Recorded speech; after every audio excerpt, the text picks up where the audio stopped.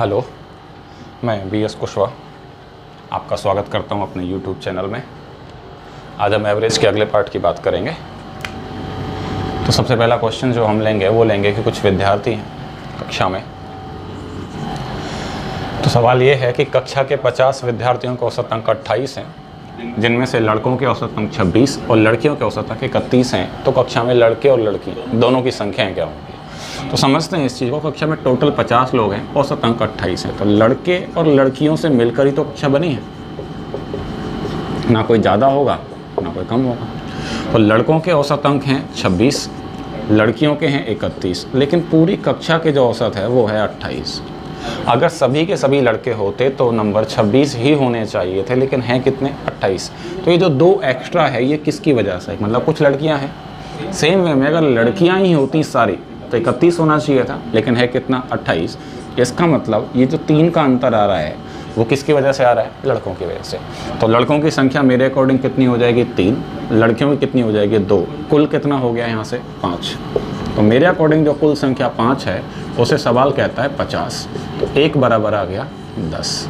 तो यहाँ 10 से हम गुणा कर देंगे तो लड़के कितने आ जाएंगे? 30 और लड़कियां कितनी आ जाएंगी? 20। ये संख्या हो गई।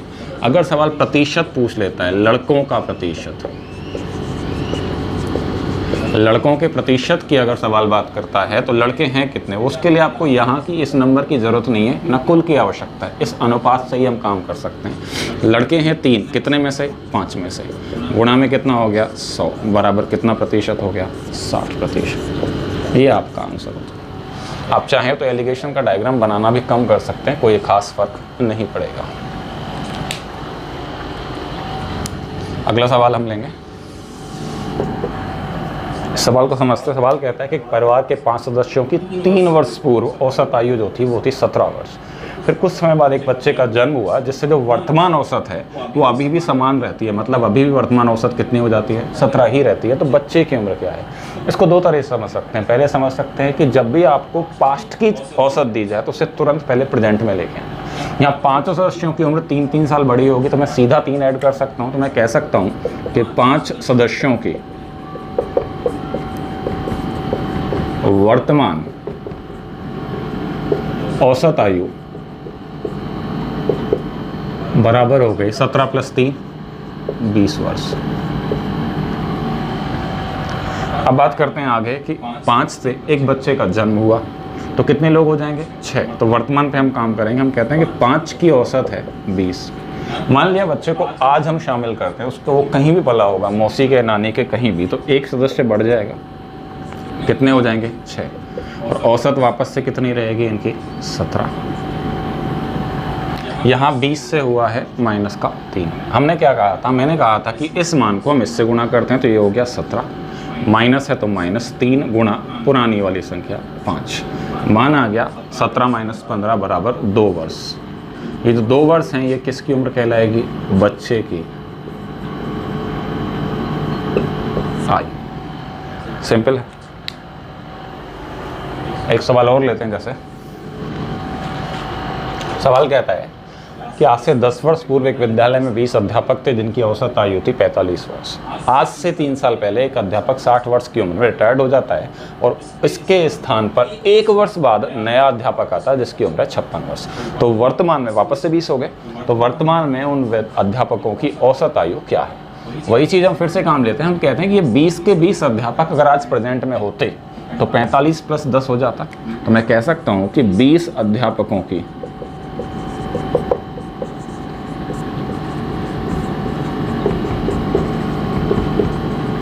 वर्तमान औसत बराबर होती है 55 वर्ष। अगर कोई अध्यापक रिटायर्ड नहीं होता, मतलब ये नहीं जाता और ये नहीं आता, तो मेरा आंसर सीधा हो जाता 55 वर्ष। लेकिन वास्तव में बीच में कुछ गड़बड़ हुई तो हमारा ये जो जवाब है ये गलत है। इसको हमें सही करना है। तो हम कैसे सही करते हैं कि 55 तो लिख रहे हैं, उसके बाद प्लस का निशान, और यहाँ हम लिखते हैं गलती का सुधार। अब ध्यान से समझना इस पार्ट को, बहुत काम का है। गलती का सुधार कैसे होता है? गया कौन? 60 साल वाला, आया कौन? 56 वर्ष वाला। ठीक है, क्लियर?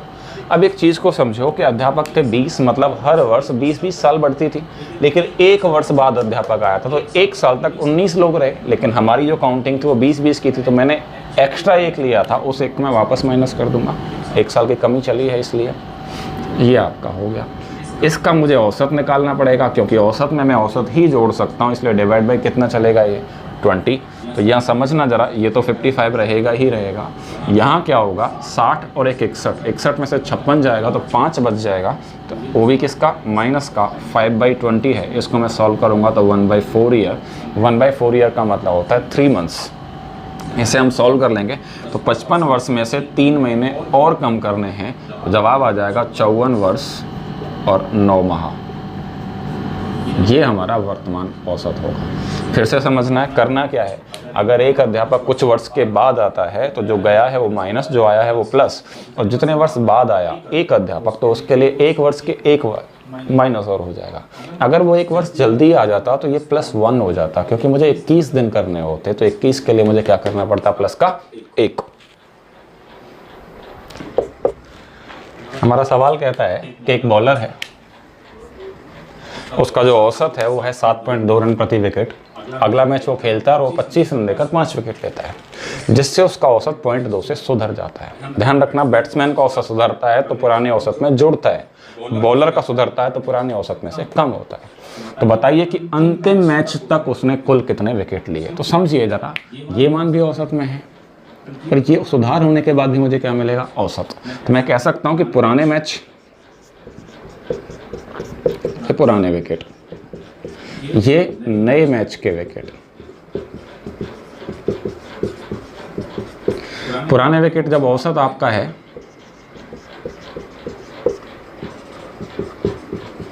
वो है 7.2, नया वाला जो है वो है 25 रन पे 5 विकेट, मतलब 5 रन प्रति विकेट। इसमें सुधार हो गया 0.2 का, तो नया औसत क्या आ गया, 7 का। तो समझिए, अगर ये अभी भी इतना रहता, 7 रहता, लेकिन 2 की कमी हुई है तो 0.2। इसमें क्रॉस करते हैं एलिगेशंस के लिए, जब हम बात करते हैं तो यहाँ 5 से 7 किया तो यहाँ 2 का अंतर, ये पॉइंट यहाँ से हटाओगे तो ये 20 हो जाएगा, इसको काट दोगे तो मान आ जाएगा 10:1। मतलब अगर नए मैच में 1 विकेट लिया है तो पुराने मैचों में विकेट की संख्या कितनी थी, 10। लेकिन नए मैच में जो एक मेरे अकॉर्डिंग है वो एक सवाल के हिसाब से कितना है, 5 विकेट, तो 1 बराबर है 5 विकेट के, तो 10 बराबर कितना होगा, 50 विकेट के। तो वो बॉलर पहले 50 विकेट ले चुका था, 5 उसने अंतिम मैच में लिया, तो कुल विकेट कितने लिए, कुल विकेट बराबर हो गए 50 + 5 बराबर 55 विकेट। हम यहाँ लगभग हर तरह के सवाल करेंगे जितने भी आपके एग्जाम्स में आ सकते हैं, तो आप ध्यान देना, सवाल को समझेंगे। सवाल कहता है कि एक हॉस्टल है, उसमें पहले 35 छात्र थे, अगर 7 और विद्यार्थी आ जाएं तो जो कुल खर्च है उन पे होने वाला कुल खर्च वो 42 रुपये से बढ़ जाता है, तथा औसत खर्च जो है प्रति विद्यार्थी उसमें 1 रुपये की कमी हो जाती है। तो बताइए पहले कुल कितना खर्च होता था, समझते हैं हम। पहले विद्यार्थी कितने हैं, 35, औसत कितना है इनका, x मान लेते हैं, नहीं पता तो यहाँ से मैं निकाल सकता हूँ सीधा, कुल खर्च कितना है पुराना, 35x। अब विद्यार्थी कितने हैं, 35 + 7 बराबर 42। इनका औसत कितना है, 1 कम हो गया, तो कुल खर्च कितना हो जाएगा नया वाला, वो हो जाएगा 42 × x - 1। सवाल कह रहे हैं इन दोनों खर्चों का जो अंतर है वो कितना है, 42 रुपये है। तो मैं कर देता हूँ, मैं लिखता हूँ 42x - 1 - 35x बराबर 42 रुपये। तो 42x - 35x करोगे तो 7x आ जाएगा, ये माइनस का 42 बराबर 42, ये 42 उधर जाएगा तो 84 हो जाएगा, तो 7x बराबर 84 हो जाएगा। तो x की जो वैल्यू आ जाएगी वो आ जाएगी 12 रुपीज़। सवाल ने पूछा है पुराना कुल खर्च, x बराबर 12 है तो पुराना कुल खर्च क्या हो जाएगा, 35x।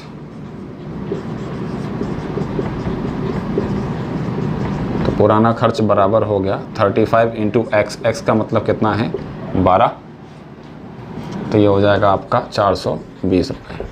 अगर सवाल नया खर्च पूछता तो क्या होता, x - 1 मतलब 12 - 1 11, 11 × 42, इसको हम सॉल्व कर लेते 462 आ जाता, या फिर इसी में सीधा आप 420 में 42 जोड़ सकते थे अगर दोनों पूछे जाते हैं तो।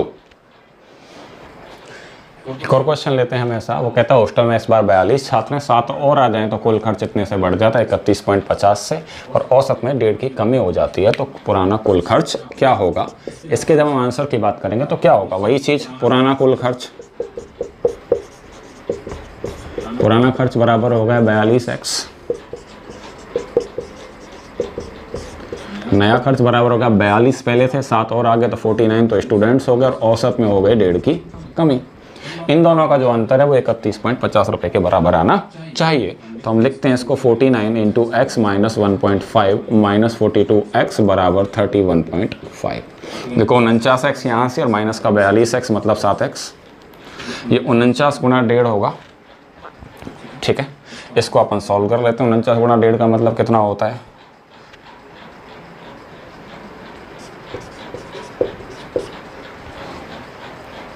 ये होगा बराबर 31.5।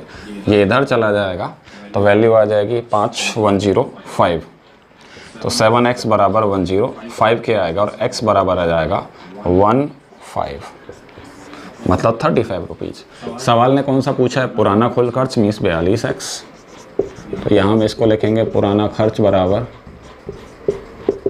42 गुणा x। x का मान कितना आया हमारे पास 15, 630 रुपये। क्लियर,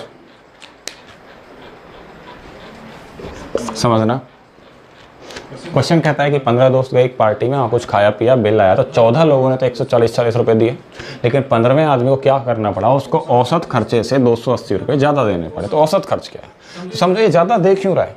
औसत खर्च का मतलब होता है सब में बराबर बटा हुआ है, तो उसे वही हिस्सा देना चाहिए जो उसका हिस्सा है।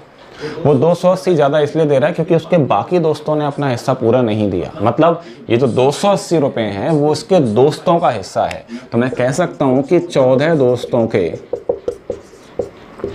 280 रुपये इसने दिए हैं। एक दोस्त का कितना दिया है, 280 बटे 14 बराबर 20 रुपये। 20 रुपये प्रति दोस्त इसने दिया है, जबकि दोस्त ऑलरेडी कितना दे चुका था, 140 वो दे चुका था, 20 इसने दिया। तो दोस्त का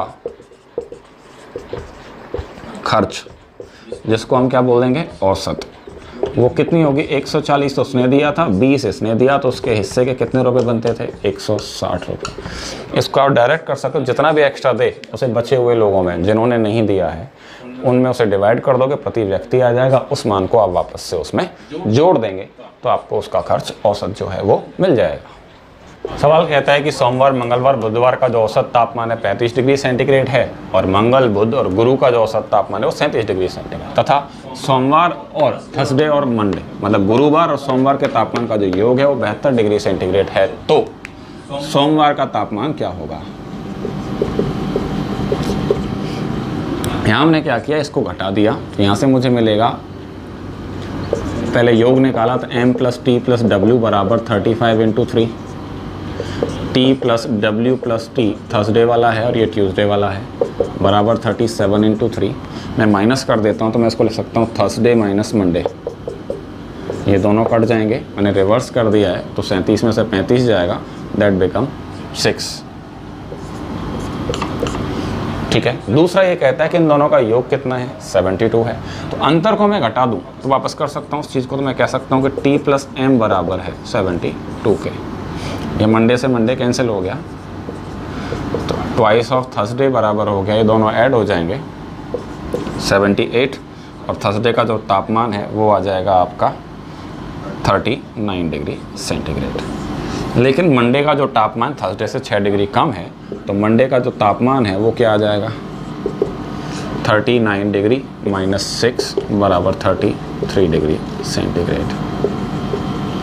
एक ये यहाँ में ये भी कर सकते हो, अंतर है उसे हम 72 में से घटा देते हैं, बचता कितना है 66।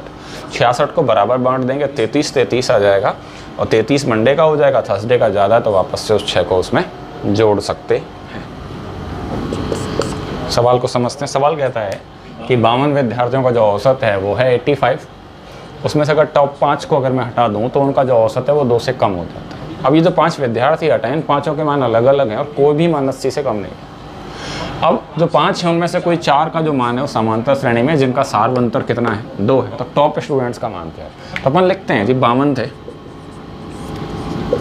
औसत कितनी थी उन सब की? 85। ये 5 हमने हटा दिए तो 47 रह गए। इससे औसत पे क्या प्रभाव पड़ा है? कम हो गई। कितना कम हो गई? 2। तो कितनी हो गई? 83। तो इन 5 का जो योग होगा वो होगा -5 × 83, क्लियर, और माइनस का 2 × 52। इसको हम जोड़ देते हैं। ये 415 माइनस का ये 104, 519। तो कुल 5 विद्यार्थियों का योग जो है वो आ गया आपका 519। सवाल कह रहे हैं 80 से कम किसी का नहीं है, तो मैं क्या करता हूँ, 5 को 80 80 दे देता हूँ। मैं यहाँ लिख रहा हूँ first, second, third, fourth and fifth, इन सब को हमने 80 80 दे दिया, ठीक है। लेकिन सवाल ने कहा बराबर नहीं होना चाहिए, और 4 का है 2 का अंतर, मैं मानता हूँ ये 4 है, तो मैं करता हूँ +2 इसको दे देता हूँ, इसमें 2 का अंतर 82 हो जाएगा, तो इसको +4, इसको क्या लगेगा प्लस का 6 हो गया। इसके पास अब कितना बचेगा? बचा हुआ सारा इसका मान होगा, तो सब 412 चला गया है, तो 11107 और आपके पास बचेगा, ठीक। तो है मैक्सिमम मार्क्स किसके होंगे? इसके होंगे, और इसका नंबर कितना हो जाएगा? 187। ये आपका आंसर कहलाएगा, ठीक है। तो आप औसत के क्वेश्चंस कीजिए, सारे क्वेश्चंस इन्हीं लॉजिकों पे सॉल्व होंगे। कहीं आपका कॉमन सेंस काम करेगा, कहीं आपका बेसिक काम करेगा, सारे सवाल आपके हल हो जाएंगे। अगला जो वीडियो होगा हमारा औसत का, वो लास्ट होगा, जिसमें हम XY Z ABCD algebraic form में हम आपको नंबर्स दिए जाएंगे, जिनके औसत के बारे में हम बात करेंगे।